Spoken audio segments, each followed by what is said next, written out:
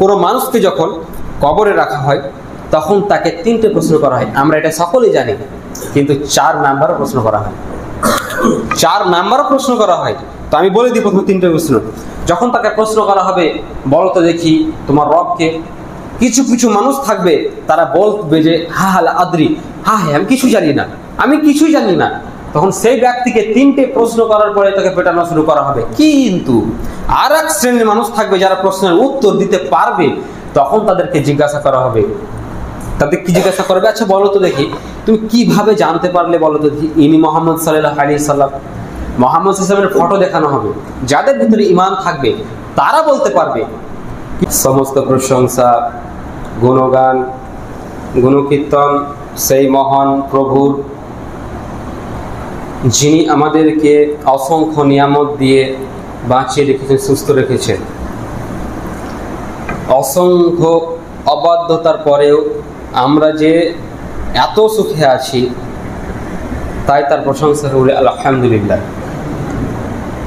তারপরে পরেই আমার নবী, আপনার নবী তথা সারা বিশ্বের নবী, নবিকুল শিরোমণি মা আমিনাল্লাহ মরুদুল্লাহ হযরত মুস্তাফা আহমদ মুস্তাফা হযরত মুহাম্মদ, সকলে বলুন সাল্লাল্লাহু আলাইহি সাল্লামের উপর কোটি কোটি দরুদ সালাম বৃষ্টির ন্যায় বর্ষিত হোক, আল্লাহুম্মা আমিন। তিনার উপরে কোটি কোটি দরুদ সালাম কেন বর্ষিত হবে? কি করে গেছেন আমাদের জন্য? চলুন একটুকু দেখিয়ে দেবো কি তিনি করবেন। করেছেন তো ওটা আলাদা বিষয়, কি করবেন।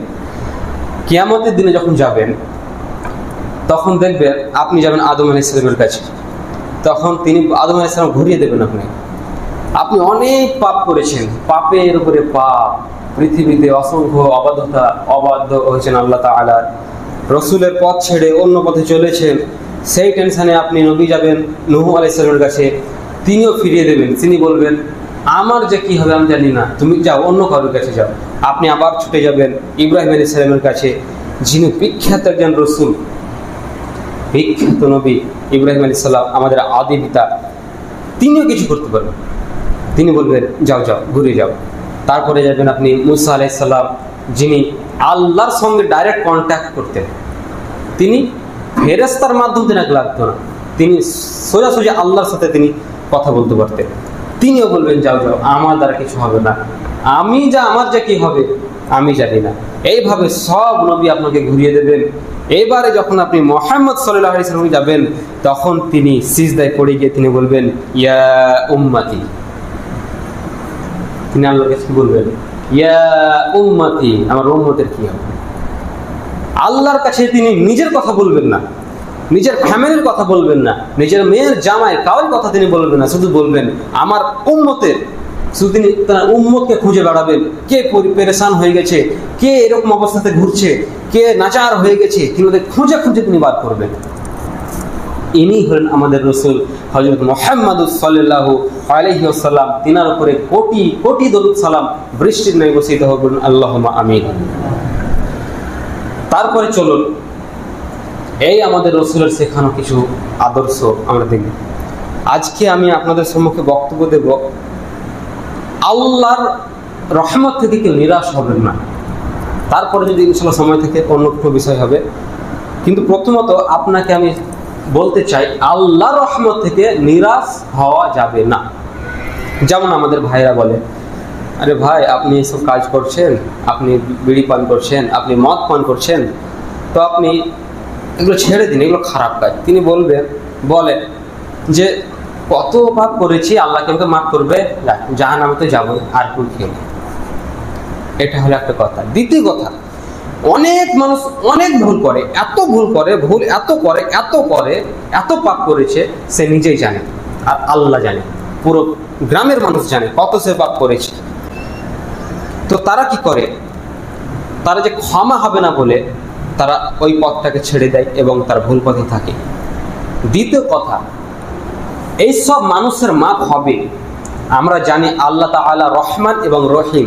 রহমান হলো পৃথিবীতে, রহিম হলো তিনি আখিরাতে। তো তিনি আল্লাহ, আমাদের মাঝে কিছু মানুষ আছে তারা বলে আল্লাহ তো রহমান, দয়ালু, অনেক দয়ালু, আল্লাহ ঠিক মাফ করে দেবেন। কিন্তু মাফ করবেন কাকে, এটাও তো জানার বিষয় না। মাফ কি সবাইকে করবেন? আল্লাহ তাআলা মুহাম্মদ সাল্লাল্লাহু আলাইহি ওয়াসাল্লাম তিনি নিজেই বলছেন যে 1999 জন যাবে জাহান্নামে, একজন যাবে জান্নাতে। তো ওই মানুষটা কে? একটা শুধু ছোট্ট ঘটনা আপনারা সবাই জানেন, কিন্তু শিক্ষার জন্য আমি আরেকটু মনে করিয়ে দিচ্ছি। একজন ব্যক্তি 99টা খুন করেছে, সবাই মনে ঘটনাটা মোটামুটি জানেন। 99 তিনি করেছেন, খুন করেছেন, মার্ডার করেছেন। আচ্ছা বলুন তো, যে মার্ডার করতে পারে, খুন করতে পারে, কথায় কথায় খুন করে দিচ্ছে, ওই মানুষটা কোন চরিত্র হতে পারে? তিনার চরিত্র তাহলে কত নোংরা হতে পারে যে কথায় কথায় আলু কটার মতো, মূলো কটার মতো মানুষকে কেটে দিচ্ছে। ওই ব্যক্তি যখন তার অন্তরে একটু আল্লাহর দিনের সাড়া দিয়েছে, সে কি করেছে? একজন মৌলানার কাছে গেছে, বলছে আচ্ছা আমি এত পাপ করেছি। কি পাপ করেছি? আমি এত খুন করে ফেলেছি, তা আমার কি মাফ নেই? তিনি তখন না বলে দিয়েছেন। ইনি বলছেন আল্লাহ তুমি এত পাপ করেছো, খুনের কোনো ক্ষমা নেই। তিনি রেগে গিয়ে তো 99 করেছে, আর একটা করে তিনি ওনাকেও খুন করে একদম 100 খুন করে ফেলেছে। তারপরে যখন আবার তার অন্তরে সাড়া দিয়েছে, তখন একজন ব্যক্তির কাছে যখন যাই, তিনি বললেন অমুক জায়গায় একজন ব্যক্তি আছে, তুমি উনার কাছে যাও। ওটা যত সম্ভব সৌদি আরবের কথা তিনি বলেছিলেন। তো তিনি লাগলেন দৌড়াতে যে সঠিক পথ নিতেই হবে, ক্ষমা নিতেই হবে, জান্নাতে যেতেই হবে। তেনার অন্তরে দৃঢ় বিশ্বাস জেগে গেল, আমি